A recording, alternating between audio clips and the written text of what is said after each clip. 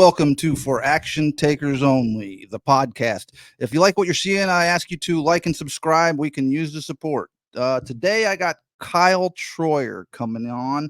Going to interview him. I met him via KJ and Joseph Mudd's team. They did an 18-minute challenge for Pace Morby and joined the team. And I met Kyle. He is one of their underwriters. So I'm going to bring him on in and let's hear his story. Let's see what he's got going on. How's it going, Kyle? Hey Todd. Well, first of all, thank you for having me, and I'm having a good day, so excited for this. Cool. Thank you for doing it. How was your how did the underwriting Zoom go? It went well. We went over a deal that Delia had submitted, and kind of went over it, and kind of came up with a number that we're comfortable with. So yeah, it was a good one. Cool, cool. So tell me about yourself. How old are you? And how did you get into real estate investing? Yeah, that's a good question. So I'm 28 years old, just turned 28 here in January. How I got started? I think I was around 21 when I kind of first got into it, like learning about it, reading. I did a ton of reading about real estate, and I think it was in 20. See, which year was it that I actually bought my first deal? It's got to be. It's probably been 4 years ago that I bought my first deal, and yeah, I've just kind of been consuming a lot of content for a long time now, and recently got more involved. I actually quit my W-2 job in June of last year to go full time into pursuing my passion of real estate. So that's what I've been doing full time now for the past however many months since June. But I found a team like you had mentioned before, Joseph and KJ. They're just great people to be around and get to know. I met them in person actually. It was kind of crazy story, but we can get into that later. But I Go met ahead, them in tell us. person.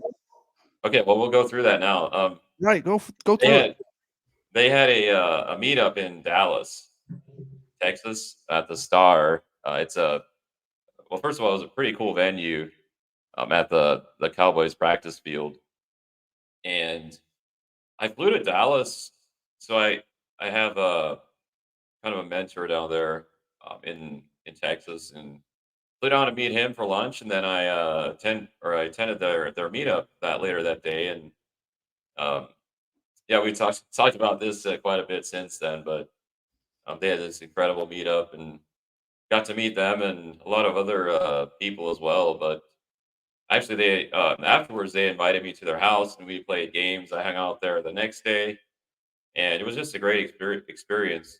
And then later, I signed up for their VIP course. Okay. It's kind of like an underwriting course. They have a great spreadsheet for underwriting multifamily. So if anyone is looking for a resource, that's a very they've got an incredible resource there. Training and I think the biggest value is um, their spreadsheet that they use. So that's kind of how I got to meet them and got to know them. And I started, hopping in their Zooms. I was pretty consistent in being in their Zooms. They have they've got Zooms on Fridays, and they also have VIP Zooms as well for their VIP members. And then I've just kind of started being consistent. And I remember they posted something about looking for an underwriter, so I responded and kind of hopped on board in October, I believe it was, Okay. and been helping them out ever since. So yeah, it's been a good experience so far. All right. So you met them at a meetup. So we gotta backtrack a little bit. You are Amish, correct? I used to be. I left the Mhm. Amish a couple years ago. So You left the community? yeah, well, I still live here in the community, but yeah, I guess I left the Amish church a couple years ago. Okay. And did you do it to pursue, is this kind of outside of their realm of things like they like you doing? Mm. Not necessarily. I do know quite a few, Amish people that own real estate as investments. Um, I don't necessarily, I guess, for other reasons, I guess, is why. when I left. But I have nothing but great things to say about just how I grew up, my family. I love my family. They're all still Amish, and I think it was a great way to grow up. I learned a lot of good values and principles. Um, Hmm. Discipline, I think, is a big thing, and I grew up, in a Christian home, and that's something that's very important to me. My faith. I guess I want to take this opportunity to thank God for everything that He's done in my life and all the opportunities He's presented me and all the great people He's put in my life. But yeah, it's been a good experience for me, and I nothing but great things to say about the community and my family.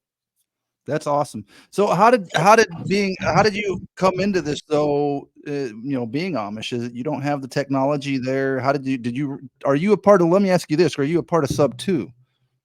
I'm not part of Sub Two, but I'm part of Gator. Okay, so you're just part with the Muds then and learning through them. Hmm. Okay, And I so also part of another multifamily membership as well, which has been pretty cool to be a part of as well. which one's that? They're called Middle Class to Millionaires. They have Okay, a free Facebook group, and then they also have kind of a mastermind, which is called the Chimps to Champs course, which I'm a part of as well. So we're actually doing a deal blitz right now, which kind of in the middle of, and it's been a lot of fun. okay. So what motivated you to explore real estate investing as a career path? Knowing the trials and tribulations, especially coming from your background. Yeah, I mean it's been quite a journey. I think what inspired me, there's a lot of reasons. I think the ability to make money while I'm sleeping is a big reason. That's It's appealing. That's kind of appealing, one of yeah. the best wealth building strategies, if not the best out there, just because of not only the passive income, but also, and it's I think passive income is like a term that I mean it can be passive, but it's not for a while, right? Unless you're actually just have money and you put it into a deal as a limited partner. I think that's about the only way it actually is passive, right? But uh, Mhm. but it's still, if you have a rental and you might put some work into managing it, you still, I guess, you have that income coming in without having to go and trade your time for money, I guess. So, I mean, it's kind of semi-passive, I feel like, but the only way to really be fully passive is as a like maybe as a limited partner in a syndication. But I forget. Oh, you asked the question. What inspired me to kind of get into real estate? I think so. I love learning. I don't know if you ever heard of the Clifton Strengths analysis. Mhm. I did that, and it was pretty spot on. I'm green through and through, so the I think analytical and also one of my top five was I think intellectual and also input. So I love information. I'm a guess a nerd for information. I've always loved reading, listen to podcasts. I listen to tons of podcasts and uh, just do a lot of watch a lot of educational videos on YouTube. So I've definitely just love learning. I think that's another reason is because real estate, like real estate, you'll never have it all figured out. There's always another thing to learn, and I think that's another big draw for me. Oh, never ending. It's just like, right now, I'm still overwhelmed with all I gotta, hey, how do I gotta learn this to do this, and I gotta learn comping and all this, and that's where I'm gonna get into next. How did you start the underwriting process and learning to underwrite? Yeah, it's a good question. I didn't really know getting into multifamily. It was around the time that I attended that meetup. I think it was in July. Okay. Around that time is when I got into multifamily. I realized that that's kind of the way I want to go, the path I want to take. But it took a while for me to kind of decide on. I wanted to develop a skill set right away that I could, leverage. That's kind of what I heard from a lot of people is find that one thing that you're good at and become great at it. So that's what I decided to do. And I wasn't sure in the beginning, but I played around with different things, and I kept kind of coming back to underwriting. It's something that as an analytical person, I think I enjoy going through the numbers and also the part of building out a pro forma um, for a property, just kind of telling a story about what the property's done and also what it will do in the future. I think is exciting as well. So I'm not. I'm more of an introvert, which I'm kind of working on. Um, but I guess I might like I get kind of get tired of if I have to talk to people all day. I don't see myself as someone that's on the phones all day. So I do enjoy getting to know people and talking to people, but it's not something that like I need a break. So I think Wears you that's out. another reason. What was that? It wears you out. Yeah, I guess you could say that. So I do need a break from time to time. So I think that's why I do underwriting, but I also still get to talk to a lot of people on a daily basis through the podcast, just through team Zooms, and also starting to get into capital raising as well, which is fun. But yeah, that's I guess in a nutshell, that's kind of how I got started with the underwriting process. All right. So do you currently cold call at all, or are you calling leads too? I am not calling. I'm not calling any lists. I do call brokers, cold call brokers a lot, or I don't know if I should say a lot. So as part of the 18-minute challenge, we're doing a direct to broker outreach as well, and I've started doing a live, not a live, but we hop on a Zoom and record ourselves talking to brokers. So I do Mm. some cold calling to brokers, I guess, but that's kind of the extent of my, I guess, cold calling. All right. Now, when you first got into real estate, how are you getting leads, or how are you managing to move along in this industry? What were you Hmm. doing? Yeah, that's a good question. I actually just focused on. So I'm at W2. I just focused on market. So I basically had a search filtered in Zillow, and I would just watch the alerts as they came in, and everything was on market. That was kind of before I knew too much about like I knew about real estate, but I didn't know about the whole off market side of things, the wholesalers, um, all that stuff. But that's kind of how I started. I just looked at the MLS, and that was back when before prices skyrocketed. So looking Mhm. back, I bought a duplex. Actually paid cash for a duplex, and I believe it was in 2020 or 2021. And looking back, I think I should have leveraged, especially with the interest rates where they were at. I could have probably bought a couple properties and gotten a very nice interest rate. So, but yeah, that's kind of how I got started. Just looking at Zillow or Realtor.com is kind of how I got started. All right. So I got to ask you, you're doing multifamily. Did you start right with multifamily, or are you doing both single family and multifamily? I'm not really looking at single family now. I I do have a duplex now, but I'm mostly focused on apartment buildings. So as a part of the multifamily team, I underwrite large apartment buildings, large complexes, anywhere from 50 units to a couple hundred units. Mhm. But for myself personally, I'm looking for something in that 10 to 20 unit range. Ideally, it would be a creative deal. So that's kind of what I'm looking for now. I actually had a big win yesterday. I submitted my first LOI on a property. Oh, So really? that was kind of fun. And it's also kind of nerve wracking submitting. So I've made offers before, but nothing quite this size. So it was So, good though. can you Excited. tell us about it, or are you still under the non-disclosure? You can't say nothing. Well, I can. I mean, it's a property here in Ohio, and it's a 16 unit apartment building. So yeah, probably gonna say more than that, but yeah, All right. we'll see what happens. Well, badass. Congratulations, and hope it pulls through for you. Oh, thank you. Yeah, I doubt it will, but we'll see. So how many doors do you currently own?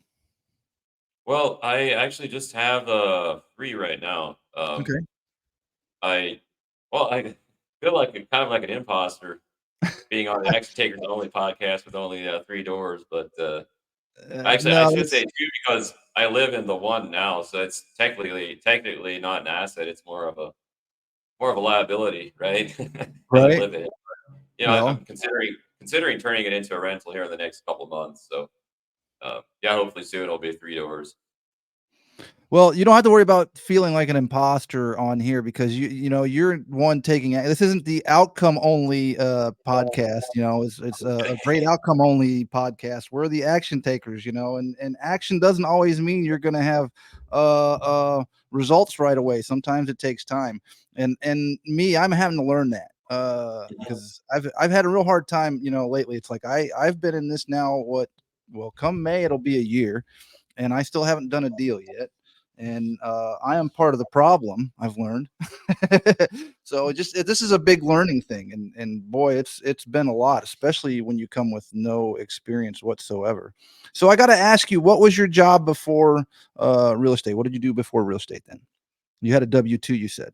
Yeah, so I'd actually like to touch on you talking about taking action. I Well, first of all, let's make 2024 the year of taking massive action, right? Like Hell yeah. I feel like we probably both spent 2023 learning a lot and kind of priming the pump for 2024. So I think this year there's going to be a lot of stuff happening, and I think we keep on the path we're on. We're both gonna find success here in this year. So I just wanted to say that. But you asked about my W-2, so I actually worked at a sawmill for being Amish. I didn't actually go to high school, so straight out of middle school I started working, and I worked at a sawmill for 13 years, I believe. Mm-hmm. Um, and then that was the only job I've ever had. So Okay. So being Amish, I want to go back to being Amish because it is a great thing. They do instill a lot of good things, and I mean they've really built you've got a strong character, and that comes from I think that community and that upbringing. And I think our country can use a lot more of that. well, thank you. That means a lot. Yeah, I appreciate the kind words. But yeah, I mean, I think that all just comes from trusting in God and also my family. My parents instilling the right values in me from a young age. So my question was going to be though, again, how did your family feel about you doing this? Did they try to persuade you not to? You're talking about real estate investing or what? I guess what is just Yeah, in general. yeah, Yeah, you no, they're very supportive, of my my venture so far. But yeah, it's been nothing but positive, feedback so far. okay, cool. That's good that they're standing behind you. I was wondering, if you hear stories about certain, people they'll cut you off when you do certain things, and Yeah, it's not. and I think there's a lot of kind of misinformation out there about. And I guess there's probably certain groups of Amish where a lot of that stuff is true, but the people like I guess the all the kind of people I know, the Amish people I know, a lot of the stuff that's out there isn't necessarily true. So Okay, so a lot of misconceptions. yeah, definitely. All right, so what are some of your key lessons and insights you gained from your early experiences in real estate investing, and how has it shaped your approach and success today? Yeah, it's a very good question. I First thing that came to mind, I'll just say that my duplex that I own, um, some of the key lessons I learned going into it, I didn't factor any capex in, which is capital expenditures, basically upfront costs for fixtures, anything that's Mhm. upfront that isn't necessarily repairs and maintenance related. And that was a big lesson I learned. Not budgeting for that.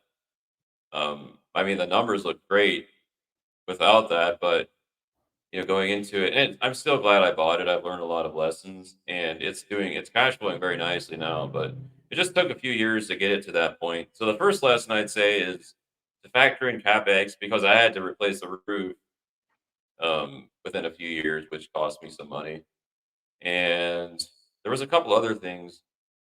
Can't remember what it was exactly that I had to replace as well. Some larger items, but that is one thing. Another thing is it's a business. Owning real estate is a business. It's not a hobby, so treat it like a business. I didn't for a while. I self manage was it. That's another lesson. Big lesson is if you decide to self manage, make sure that is something that you'll get joy out of.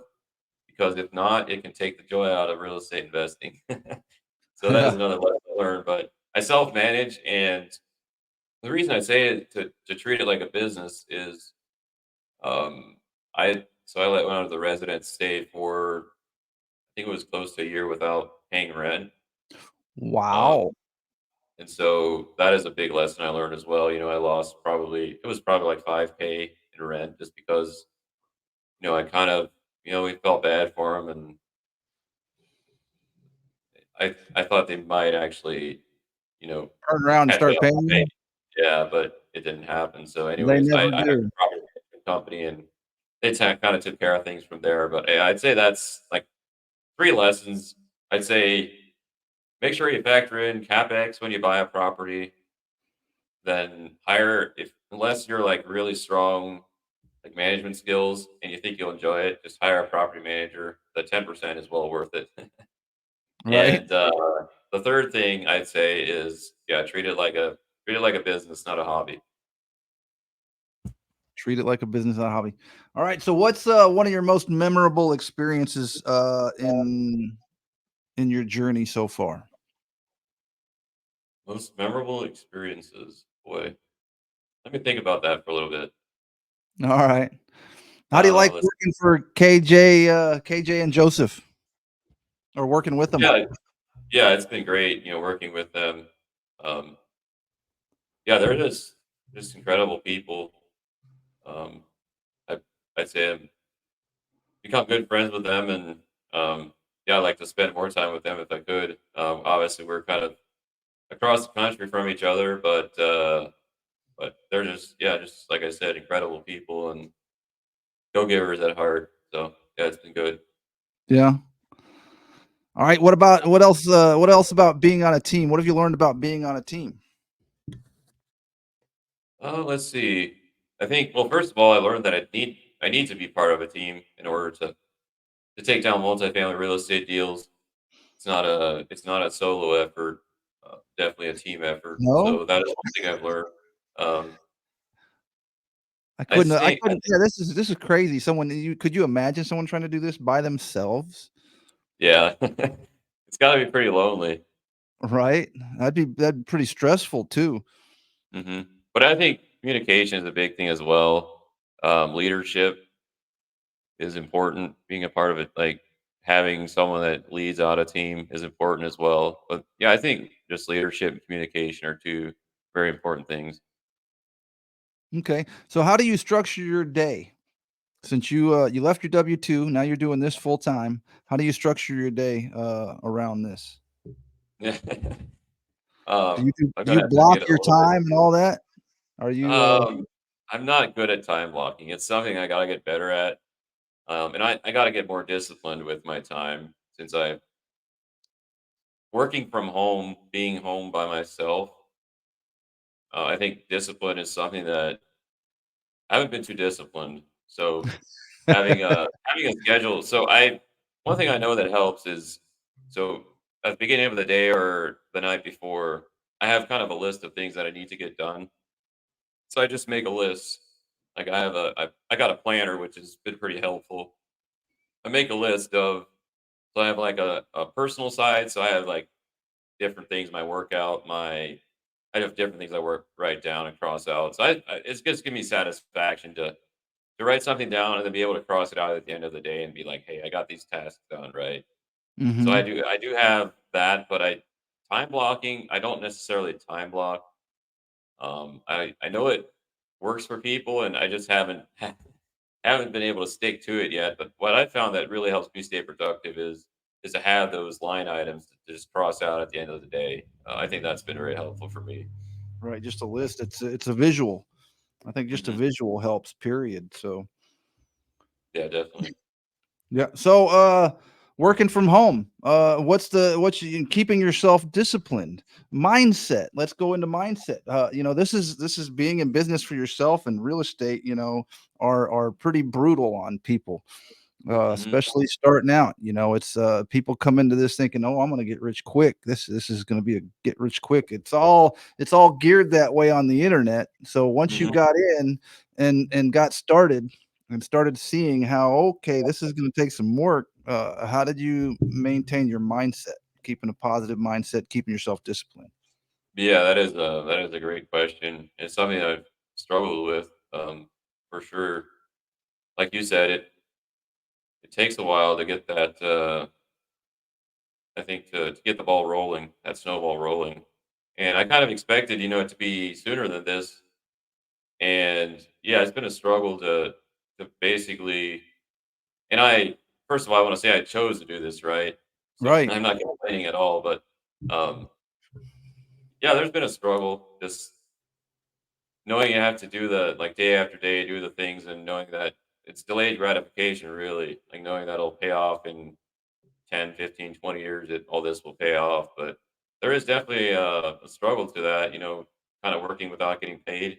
And it's just, Mhm. like you said, it comes down to mindset and kind of that mental toughness, mental discipline to keep knocking out those tasks and just knowing that that it'll pay off eventually. So do you think your upbringing helped you keep that strong mental mindset? Stay Yeah, focused? I think so. So I'll kind of share. I think one of the big things is the job I was at. It's hard work. I used to at 14, 15, I used to ride my bicycle to work every day, 5 miles. It's pretty hilly here in here where I live in Ohio. So rain or snow, I'd be biking to work. Yeah, every single morning I wake up at like 5 o'clock and bike to work. So I think that is probably if I had pointed like could point I guess that mental discipline to anything, it would probably be that just doing Mhm. that year after year, day after day. You still get up at 5 in the morning now? Well, I don't, normally, like, 6 o'clock, but, I'm working on getting up earlier, and that's actually another thing that I've been really on a journey on is my health, just trying to eat clean and optimizing my sleep is a big thing. Just a couple Mhm. things I've started doing. I'm still not where I want to be as far as sleep goes, but just overall, I'll just kinda go over, like, if you don't mind, kind of my health, what I do to kinda try to stay on top of that. Yeah, tell us. I work out, try to work out once a day. Um, I do like cardio, so I actually sign up for a race. So I do cardio like treadmill, and then I also have like a core and chest workout. And then I also try to do one cold plunge and one sauna session per day.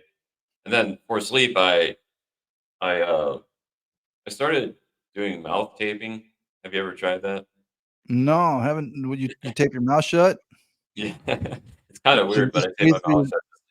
And it's actually optimized, like, I've been able to cut, like, maybe not half an hour to an hour, off my sleep just because I don't know why, but it helps. It definitely Huh. helps me get better sleep. I that is a big I think the sauna helps me sleep better as well. Yeah. Having but I'm still not I'd like to get to the point where I'm kind of eliminating the blue light as well before bed, and, um, that's one thing I'm not very good at. I'm usually looking at my computer or at some kind of screen until late at night, so but Yeah. yeah, that's, kind of like an overview of how I try to optimize, health and, my sleep as well.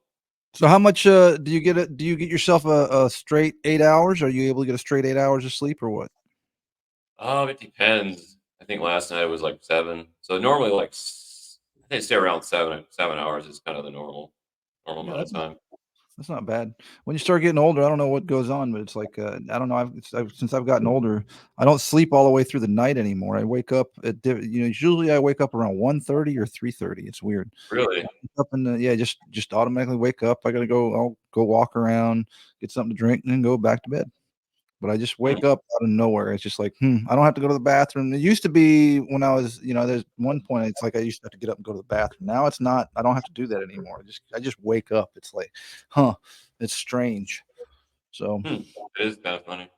I need to I get think my it's sleep. yeah, funny, but Yeah. I don't know what the word is. Like I definitely like probably interrupts your sleep a little bit. So. Oh yeah, I think it's stress. I think it might be stress doing all this stuff. So how do you find yourself? Do you working out help you deal with all the stress from this? Do you get a lot of stress? I'd say some, yeah. I do think working out, and I think the cold plunge is probably the biggest thing that helps with that.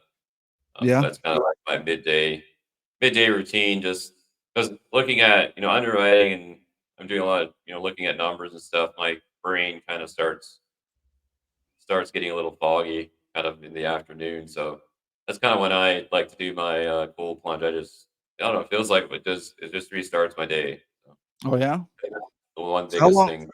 how long do you dip for? How long do you go in? Normally, like 3 to 5 minutes on average. 3 a Yeah. big old thing of ice, huh? 3 to 5 minutes. Well, it's not an ice, so it is like an ice bath tub, but I'm kind of I don't know. I'm not at the point where I'm getting into like ice actually. Like I put ice in it, but it melts, so it's I don't know. The water is somewhere in the 50s probably, but I want to get to the Okay. point where it's in the 40s at least. Yeah, that's crazy. Talked to another guy that was doing that, and he has it all. He's up in, Maine or somewhere around there, and he puts it he says it's all frozen in the morning. He cracks the top and then hops Hmm. in, and I'm like, "Jay, I couldn't do that. Couldn't do that." That would be like So how long have you, how long did it take you to work up to, like, 3 to 5 minutes? How long have you been doing that?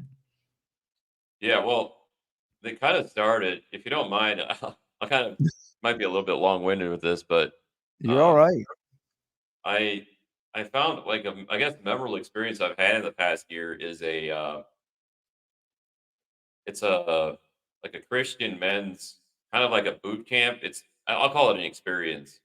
It's Mhm. called Rise Up Kings, Okay. and if I mean for any guy out there that wants to, I think level up, I think they're a great resource. But what it is it's a the first event is like a 3-day event um, in in Dallas, Texas.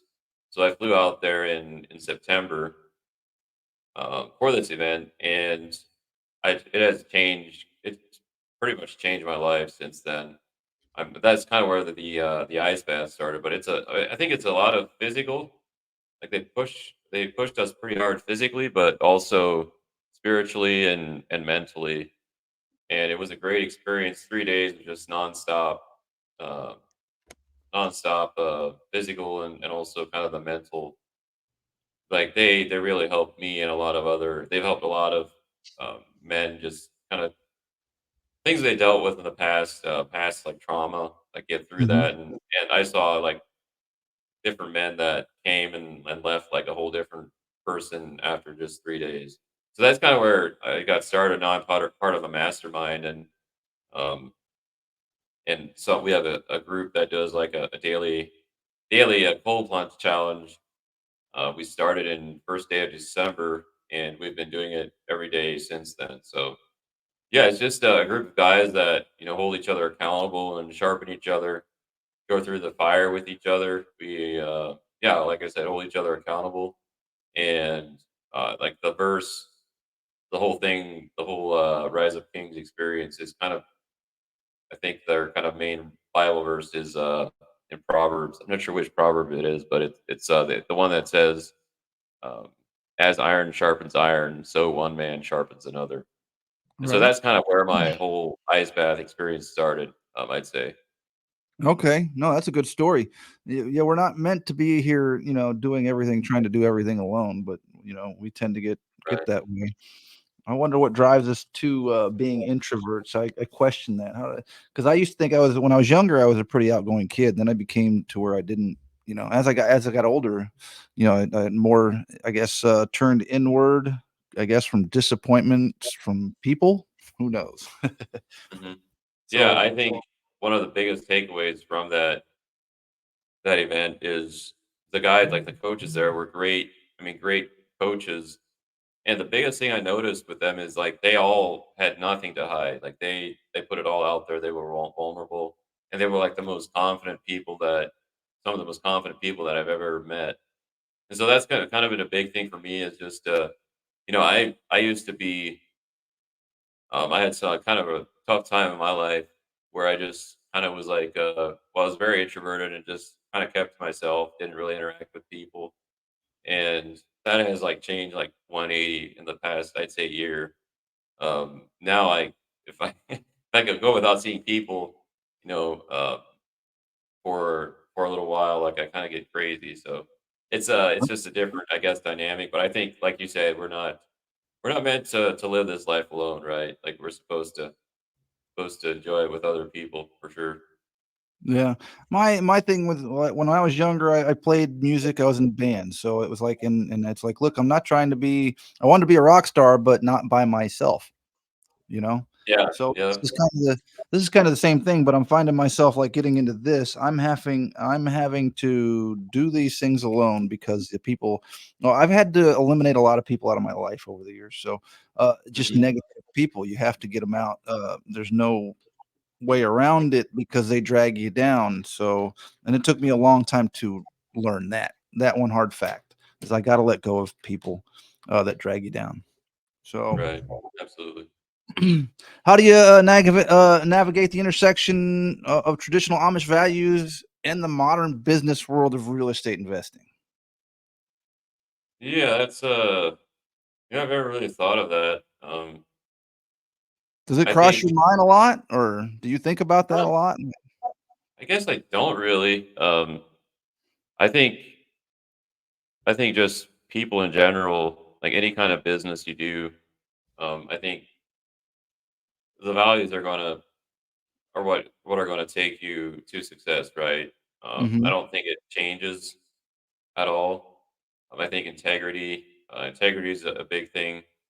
Like being true to your word for me, like that's huge. Um, Transparency.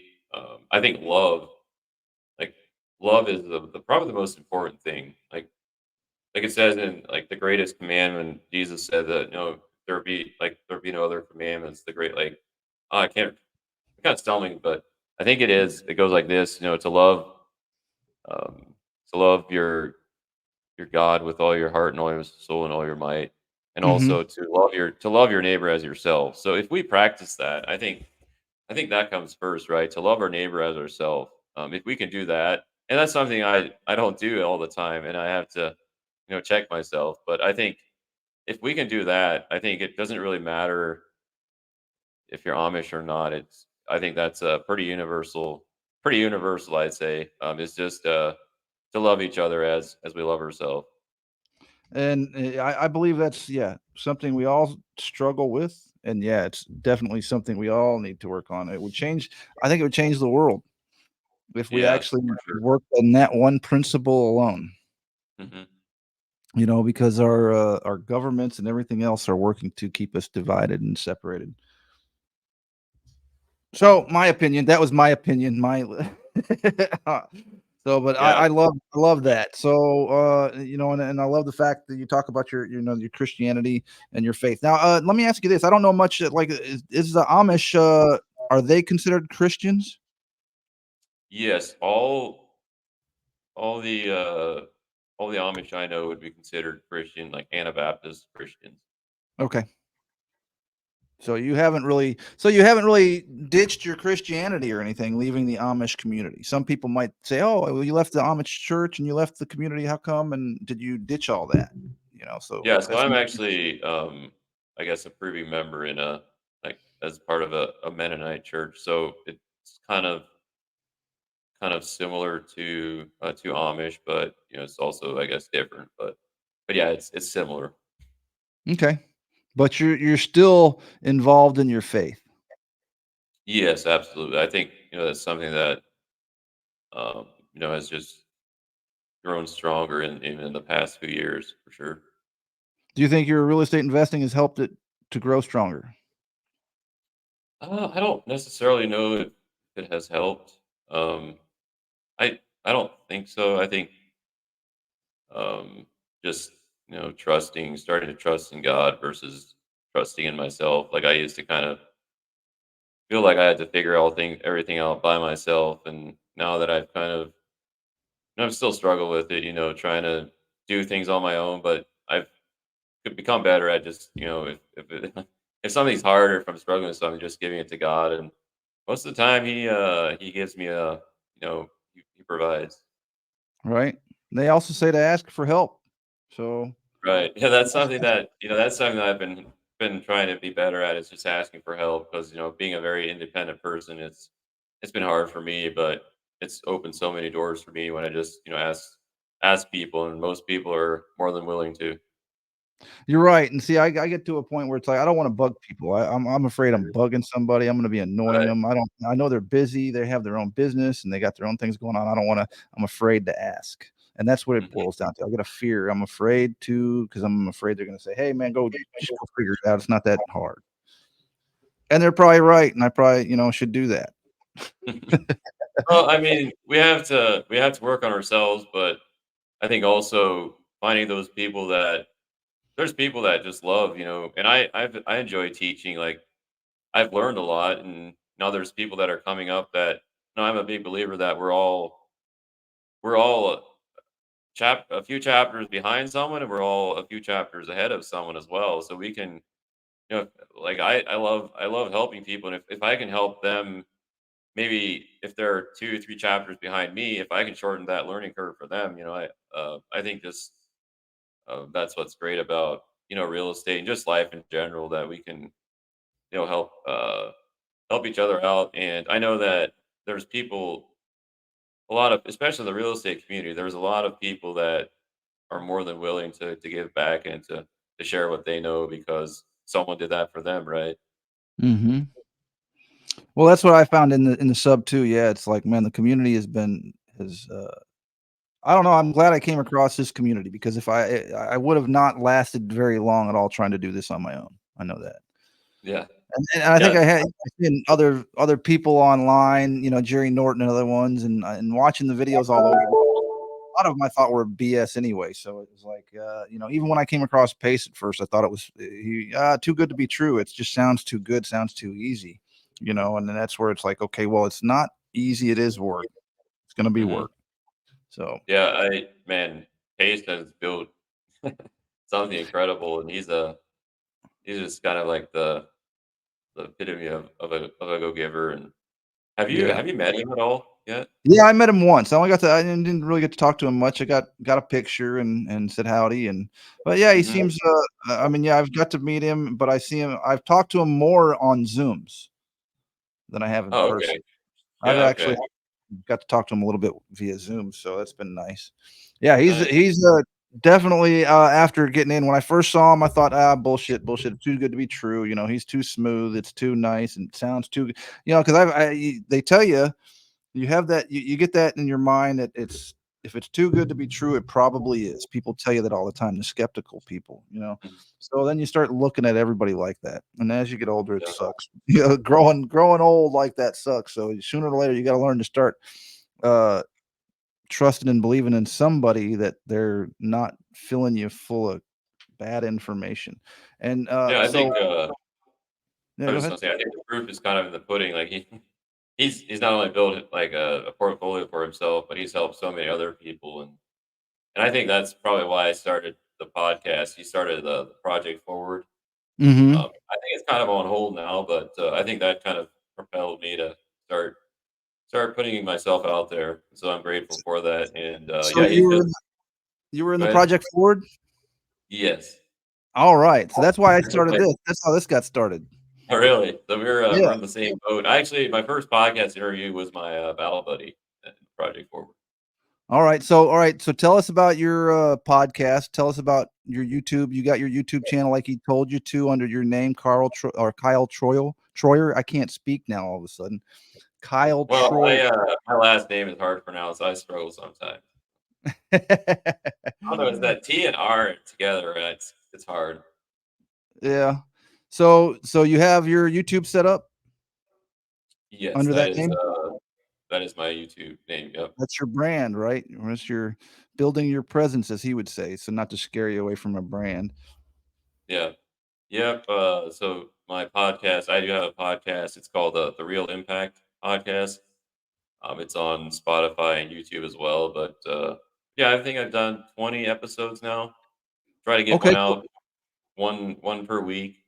I just interview different people in the real estate space, and so far it's just been kind of all over the different aspects of real estate. But yeah, I So enjoy it. Go how do ahead. you do it? Do you pick a topic and make them stay on the topic, or you just start a conversation, or how are you going about doing it? Um, you know, I don't really just pick a topic. One of the last ones I did, it was mostly about LLCs because uh, the guy I interviewed, he that's all he does is file LLCs, and we talked about the Corporate Transparency Act. So that was kind of about one topic, but normally it's kind of more just kind of whatever. We kind of go down bunny trails sometimes, and I've realized that I think I'm going to focus more on the faith part of it as well. Like that's something I enjoy talking about. So getting into that is big, but that kind of just mix that with. I think I'll probably the further I go along, I think the more I'll kind of niche it down to a certain thing. But right now I'm just kind of having just conversations with people. Hmm. That interests me because I thought about doing one about faith too, and now you just gave me an idea. What about doing one with people in faith and real estate investing? Yeah, I think it's a good idea. I look forward So to listening to the next one. right. So you've done about 20, you said. Yeah, I think I released number 18 today, but I have a couple more in the works. So All right. yeah, So we were talking a little bit before we got started. You get nervous before them? I do. Yep, every Yeah. single one. Each one is better, right? Like it's usually just before I hit record, and then once we kind of get going, it goes away. But it's just kind of before I get started. Yeah, I do get Yeah. nervous. So how you feeling now? I feel pretty relaxed Putting you now. I don't know if it comes on the across to spot. you, but I do feel relaxed now for sure. Well, you didn't look nervous when we first started when you first got on either, so that's good. You Okay, you you that's hide it. good. That's a good thing. People said I would always hide it well too when I told I was a musician and had terrible stage fright and boy and it was horrible, but they said I never showed it. So surprising how we can pull stuff off sometimes. Yeah, So yep. what kind of goals you have for this year with the investing? What do you want to achieve? Yeah, that's a good question. I do have a goal of a 200 doors. So either as a general partner or as a fund manager. So that's something I'm considering getting into, managing a fund, and then just as a fund of fund investing into real estate deals. So kind of as a mixture. So I wouldn't be 100% owner. I'd be just a share of the ownership, but across 200 units. That's kind of a goal I set for this year. Okay. So you had talked that you're starting to learn you want to learn about raising capital. Yes, that is a goal of mine. I just think that's probably the of all the real estate skills, that's probably the best one to have because people will always need capital for their deals. I think that's probably the biggest thing. The deal flow will obviously deal flow is also important, but I think raising capital is probably I'd say the best skill to have, especially coming in the next coming couple of years because a lot of investors have been getting burnt the past year or so. I've been Mhm. hearing stories, so I think that's Oh, probably going to be the hardest thing and probably the most important skill to have the next couple of years. yeah. Okay. So how do you go about learning to raise capital? What do you think it entails? So learning, there's a lot of different resources out there. It's basically sales. We're selling an investment. So I think I'm actually doing a sales training course, and I don't want to be like like everyone knows like the pushy salesman. Like I don't want to be that type of person. Mhm. I just want to provide it like we're selling, but we're providing an opportunity also for someone to basically like build their wealth, right? So Mhm. I want to present it that way, not as like you have to put your money into this. Like, hey, this is an opportunity to build your wealth, and if you're interested, good. If not, that's okay as well. But as far as learning, there's definitely some some masterminds and memberships for learning that. I've been part of the middle class and millionaires group did a deal blitz event in December where it was all focused on raising capital, and so we did a lot of Facebook posts. I did a lot of LinkedIn. Actually, was part of the so Yona Wise is a guy on LinkedIn that does a LinkedIn challenge that's focused on real estate investors raising capital specifically. So yeah, there's just different like social media. I think is a no. I haven't raised much capital, but social media is a big thing, and in person I think is probably the best way from what I've heard. Now I'm not really experienced in that field, but I think in person, getting to know someone in person I think this builds a better trust factor than any other method of networking. Yeah, I agree with you. And that's what. So, do you think the raising capital is just pretty much you're going to be doing a lot of networking? Yeah, I think so. Just being in front of as much people as possible and talking to as much people as possible about what I do. So Vina Jetty, she's also an incredible person, and um, Hmm. I've learned a lot from being in her group. But she says that either there's three types of people, and I got to think a little bit to think of exactly. So they're either an investor, um, a potential investor, or I can't think of the three, but it's kind of blanking me right now. But yeah, there's at least two You're all different right. types of people. They're either investors or they're future potential investors. So um, but but yeah, I Or those think that don't, there's many that don't invest. They just don't do it. I don't know. I didn't do any kind of investing for many years. I was scared of it. yeah, and I think the probably the biggest thing is you don't see the like it's not like you're just get rich tomorrow. Like the returns are over a period of time, and real estate is a long game, especially. Hmm. I think that's probably the hardest thing to see ahead in the future and see what it'll look like, right? I think that's Right. probably what a lot of people maybe just don't start because the power of compound interest, it's hard to kind of see it, right? But Hmm. it's how people build wealth. So I think that's probably the biggest reason. Right. I think so. I agree with you on that. They just they don't see they can't it takes a visionary. It seems like the visionaries do very well at real estate investing and other types of investing. Mhm, Other people that aren't the visionaries can't project the future. Yeah, they tend to struggle with it. I'm one that tends to struggle with it. I don't consider myself a visionary, and I think that's also why I've always never wanted to do things alone. Thought of I need a partner. It would be better with a partner. So that's how I've always thought. I think visionaries are the ones that can go out there and do it a little bit more on their own. They see it. They can see it. They see everything. Pace is amazing. He seems to see things like years out. Okay, he's mhm, got a plan, but it's years out. He knows that he's got to do this thing. And even with the community, and he says there's like a 16 phases to this community, and I don't remember what one he says we're in, but it's like, wow, you're really envisioning that far off. Wow, how do you do that? mhm. I wish I had that Yeah, skill. yeah, it's definitely a skill set that only it seems like only a certain amount of people are blessed with, but it's also something that can grow as well. I think. I think so. If But you work at yeah, anything, and so I'm one of those people that I need. I think as an analytical, very analytical green, like as far as the Clifton Strengths test, being green, I need someone that has those.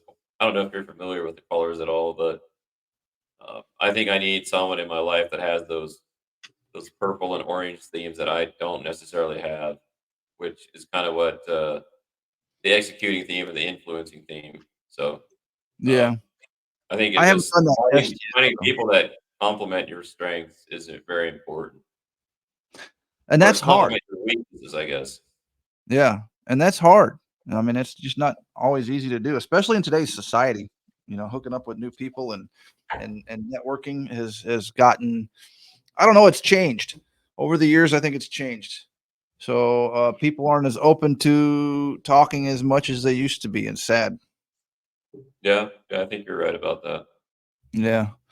So I try to figure out how I just keep talking. I don't know. Sometimes I make people mad on my views. I don't, but like, oh well, I'm going to talk to you anyway. I don't have a problem talking to people. They can be rude. Doesn't bother me. So, Mhm.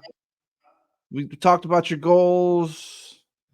How would you, a newbie coming in, say a young guy coming in your age, what kind of advice would you give him coming into the real estate investing?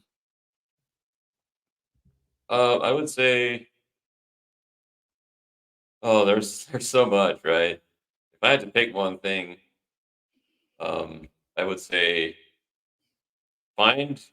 So I think shiny object syndrome is a big thing, and I've struggled with it. But also in the beginning, you don't necessarily know what you enjoy, so you might have to try like different things in the beginning, right? But I'd say try something or try a few different things, and you'll kind of get a feel of what you enjoy doing, and then find that thing and then stick to it and become good at it, because that's that's how you will provide value to someone else. And so if you can become good at one skill and provide value with that skill, people will take notice. And it might take a while, but people will notice, and you'll find an opportunity to become part of something. And then, once you've kind of mastered that skill, then you can go on to the next one. But yeah, I think that's probably the biggest piece of advice I would have for a newer investor. Okay. So,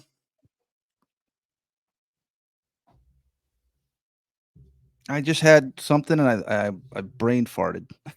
Kind of like on the tip of your tongue, and then it kind of went away, huh? It was about to come out, and I had it, and then I also had an interruption, a phone thing. I don't know if it came from my phone sound. Did you hear that sound come across the computer? I did, but yeah, well, while you're I was like, thinking of it, I pause. just like to take the opportunity to shout out all the people that have poured into me, all my mentors, and it's the list is too long to mention all of them, but yeah, just shout out to you guys for pouring into me. It means a lot. So, let me ask you this: Are you a reader? Do you read a lot? I do not as much as I used to. Seems like I don't take enough time to read anymore, but I do still read and I enjoy it. Book suggestions. Think and Grow Rich. I've read Okay. that book probably 3 times in the last year. Mm-hmm. Obviously, as a Christian, though, the Bible is pretty important to me. Think and Grow Rich and the Bible, and I'd say How to Win Friends and Influence People by Dale Carnegie. Those three are my I got that top three right books. Definitely right the back top 3. there. What was that? I got that book right back there. Oh, really? Yeah, that Yeah, is a great one. that's great book. Yeah, yeah. I need to go back through it again because I that's just one I have to do again. Mhm. So Yeah, there's a and lot.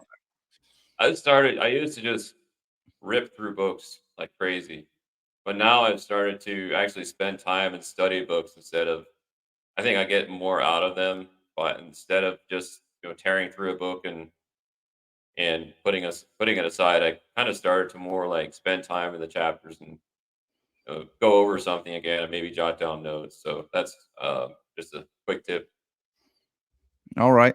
So, with your podcast, how can people? Oh, you're also doing Zooms on. Are you just doing that for the Muds team, the underwriting Zooms? Well, it is right now, but, Okay. I'd be happy to have anyone join, you know, if you're interested in I do Zooms on underwriting. We also do broker outreach Zooms. So if you're interested in getting started or just want accountability or have questions, feel free to reach out. Cool. Definitely. So how can people get a hold of you, find you? Also, when we're done, if you can send me any links, I can post in the description so they can also find you if they watch the interview. I can also send you a copy if you want through WeTransfer, so you can post it on your YouTube if you want. Let me know. Well, that'd be great. I'd appreciate that. And yeah, people can find me. I'm kind of all over the place. Facebook, just my name on Facebook. Instagram, I'm underscore Kyle Troyer, so just underscore then my name. Just like on the LinkedIn, screen here. yeah, and then LinkedIn as well. I do post some on LinkedIn, and then I have a podcast as well on YouTube and Spotify. So different places, but I'd say I'm most active on. Try to be more active on LinkedIn, and I do post stuff on Facebook and Instagram as well. Okay, what's the title of your podcast again? Real impact. Real Impact. Okay, on Spotify and on YouTube under Kyle Troyer, right? Yes, that's correct. All right. So y'all be sure to check it out. We're gonna wind it down. We're right at an hour, so I'm gonna let you have the rest of your day back. Well, thank you, Todd. Appreciate you for having me on. It was fun. I enjoyed the conversation. I do too, and that's what I like to do. Just have some conversation. It's great talking with people doing this, and you young guys too. You young guys are a big, huge inspiration. Starting this so young, I had too much fear and just was kind of too stupid to really start this at, at such a young age. But man, you guys are an inspiration. So I like seeing you. I like getting you on here and showing that it's yeah, my show is not about outcome, it's about the action you're taking. And man, I see you doing a whole lot. Kyle is out there doing a whole lot. He's helping people, training people, so that's awesome. uh Keep it up. Thanks, Todd. It's my pleasure, and yeah, I look forward to connecting again. All right, cool, man. We'll have you on, and I'm trying to get everybody on probably six months or to a year. Again, I'll want to get you back on and see where you're at. That sounds great. If we keep on the path we're on, we'll probably look back in 6 months and probably not know the person that we were. Right, that's the other reason I'm doing this, is kind of keep you on track. But thank you, Well, Kyle, and we'll talk again soon. sounds good. We'll see you. All right. Have a good one. Don't go yet. I got to keep you. Hold on.